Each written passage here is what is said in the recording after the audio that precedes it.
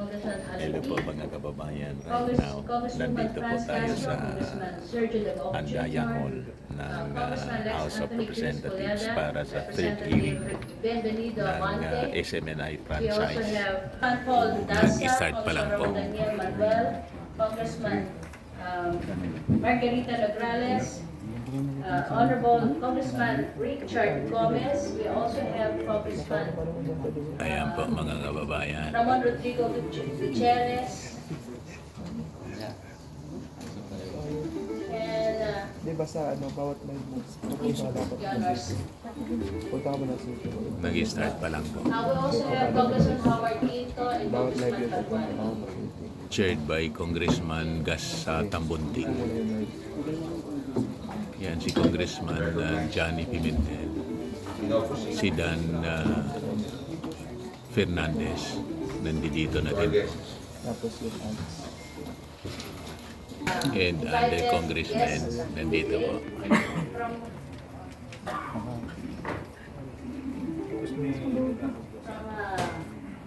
Ito naman yung side ng SMNI. NDC, we have Si dating Congressman Suplico.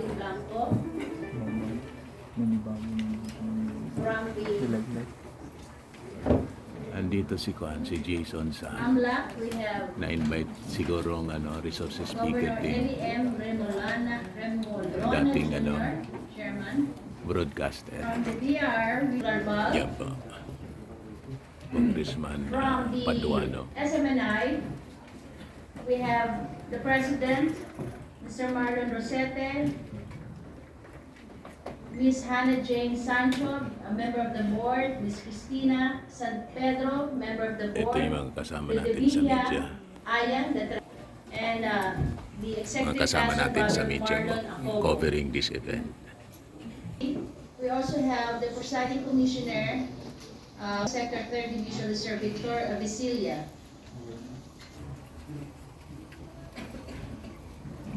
Also, we have also here today the lawyers of SMNI, Attorney Mark Tolentino and Attorney Rolex Suplico. Yan si Atty. Rolex Suplico po. At saka si Tolentino. Our Secretary General, Honorable Reginald Grassi. Yes, sir. As resource persons. Thank you. Dearest colleagues, invited guests, resource persons, and to the Filipino people watching our proceedings today. Magandang umaga po sa inyo lahat. I welcome you to the third hearing called by the Committee on Legislative Franchise to continue our discussions on the various issues surrounding the franchise of Suara Sub Media Corporation, more commonly known as SMNI. In the course of the previous hearings, evidence has been presented to this committee on various actions committed by SMNI which constitute violations of their franchise as provided for under Republic Act 11422. Given the submissions made by the various resource persons, the answers given during the previous hearings, and the research conducted by this committee and its members, we have received proof that SMNI has violated Section 4, Section 10, and Section 11 of its franchise. We have to make it clear that this investigation goes beyond SMNI.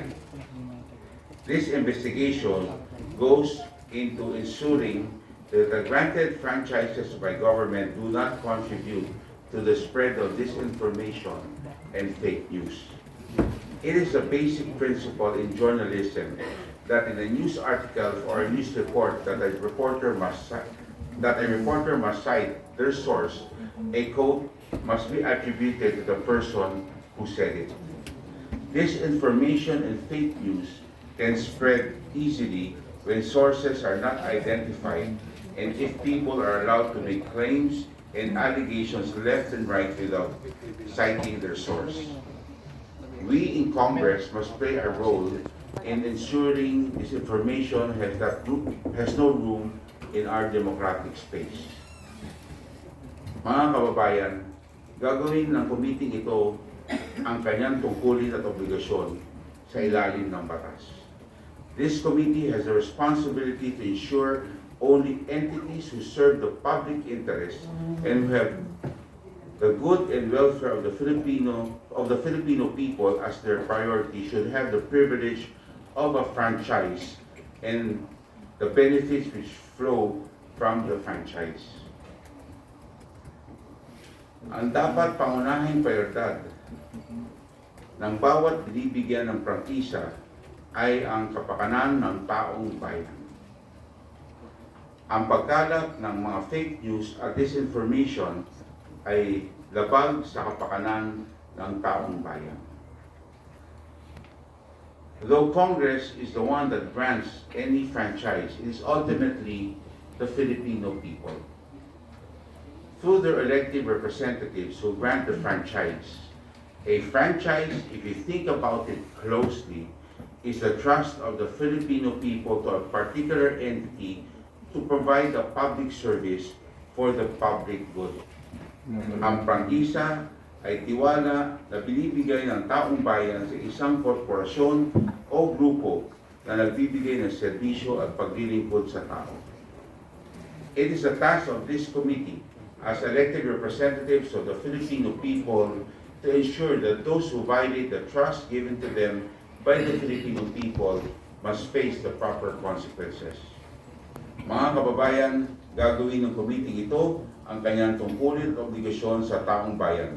Hindi dapat baliwala ang tiwala ng taong bayan. Ang mga lumalabag sa kanilang prangkisa, ang mga lumalabag sa tiwalang pinagkakaloob ng taong bayan ay dapat managot sa ilalim ng batas. Maraming salamat po, and let us start with our hearing. So yun po yung opening statement. The first item on the agenda Congressman is the continuation of the deliberation of the following referrals. No, this is wrong. David J.J. Suarez. Masyado kong bilip ni Dan Fernandez. Ano yung Dan Fernandez? J.J. Suarez delivered on the plenary on November 28, 2023 that called on the investigation of fake news pending by SMNI. House Resolution 230, authored by the Honorable Franz Castro, Arlene Rosas, and Raul Manuel, condemned the fake news pending and baseless tagging of individual groups or organizations by the SMNI. House Resolution number 1428, authored by Representative Rosas, Manuel, and F. Castro, that condemned the fake news pending baseless tagging and grave threat against ACT Party's teachers list. Rep.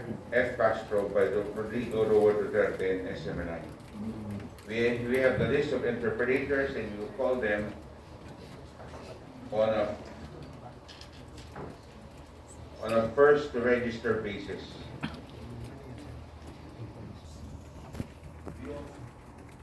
We also have the House resolution, a resolution urging the National Telecommunication Commission to suspend the operations of Swara Sub Media Corporation, operate franchise under the Public Act number 1422, sponsored by the Honorable Margarita Attorney Mix B. Nograles.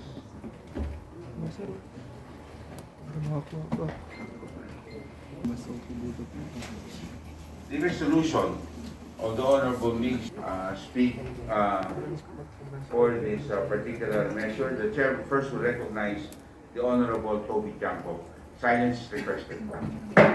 Yes, Mr. Chair. May I be allowed to show a screenshot on our screen? Please. Please give the lights if needed on the portion of the...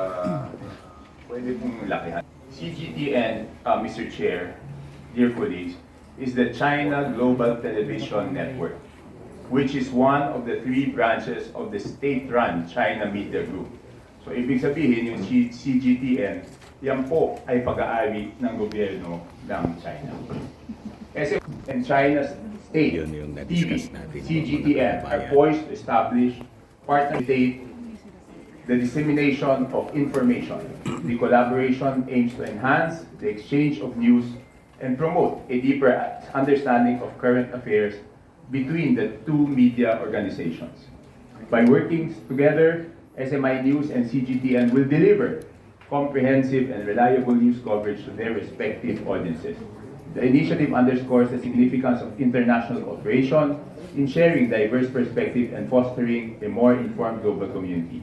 The meeting between the executives of the two networks took place in Beijing, China. Mr. Chair, the reason why I'm bringing this out, because this is very dangerous, no? Kung ang isang franchise holder ay may cooperation o collab with the Chinese government, state-owned o pag-aari ng gobyerno ng China na media network, alam naman natin ang nilalabas ng China ngayon, lalo na sa West Philippine Sea, ay puro kasinungalingan. So ano magiging epekto nito, ang tanong, doon sa binigyan ng prangkisa ng Kongreso? At ang isa pang mahalaga dito, Mr. Chair, please allow me to show naman a video clip from the last hearing.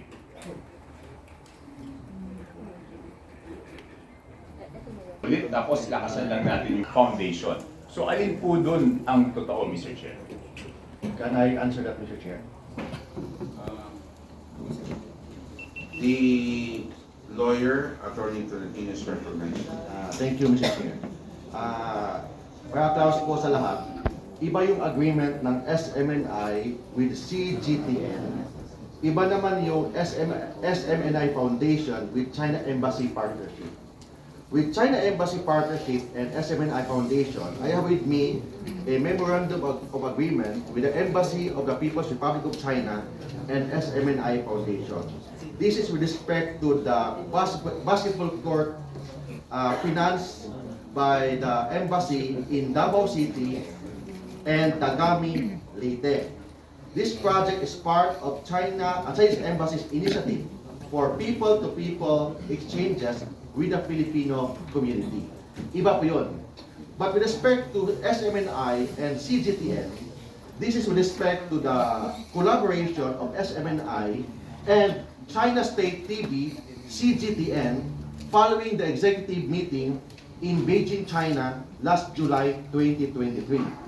The partnership of SMNI and CGTN will allow both parties to share only news videos that can be aired in its platform. CGTN has correspondents in different parts of the world, and through this partnership, they can also report SMNI, especially in international breaking news. On the other hand, SMNI will provide packaged news coverage. This is similar to the practice when subscribing to other international news agencies, such as Reuters, Associated Press, CNN, Mr. Chair, and Mr. Chair, Honorable- before Attorney Tolentino continues his statement, I just would like to remind him he's under oath. And therefore, he must speak the truth in this committee.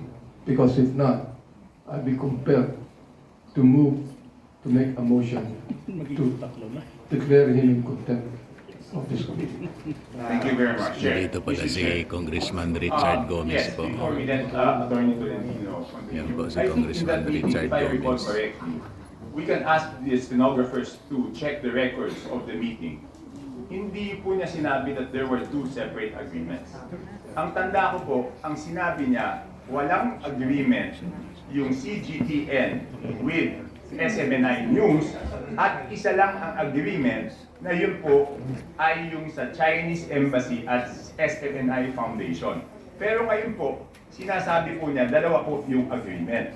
So please, to our stenographers, kindly check kung tama po yung recollection ko doon sa meeting na yon. Kasi yun po ang tanda ko. So magkaiba po yung sinasabi ngayon na dalawa yung agreement, magkaiba rin yung sinasabi noong nakaraang hearing na isa lang po yung agreement. So, pero habang sinecheck po ng ating secretariat yan, ang mabuti lang po, humingi na lang po tayo ng kopya ng agreement ng SMNI News tsaka ng CGTN. But still, before the end of the meeting, I would like to read the transcribed version so that we will know if he really said that there were two o ang sabi niya doon sa meeting na yon ay isa lang po yung agreement? Mr. That's Chair, all, Mr. Chair. Mr. Chair, to expedite the situation, no? Mr. Chair. There was a request by the Honorable Chanco for copies of what you are reading, those two. May I ask the page to please get a copy of what Attorney Trentino I have is read. reading? Maybe have a copy while you're reading. Mr. Chairman. Yes, Mr. Chairman. Thank you very much. Mr. Chairman, in the spirit of the Honorable Dante in the spirit of fairness, may we allow the resource speaker to recollect his statement in the last hearing, thereby asking him to find out for himself kung he mentioned those statements that was mentioned by Congressman Toby. In that case, we will be proceeding with our hearing para makatipid po tayo sa oras. Thank you, Mr. Chairman. Kasi I also believe that you mentioned that statement, Mrs. Chairman. Can I make a... Well, may I mention that there's a foundation and there is Can I finish my statement, Mr. Chairman? Okay, please.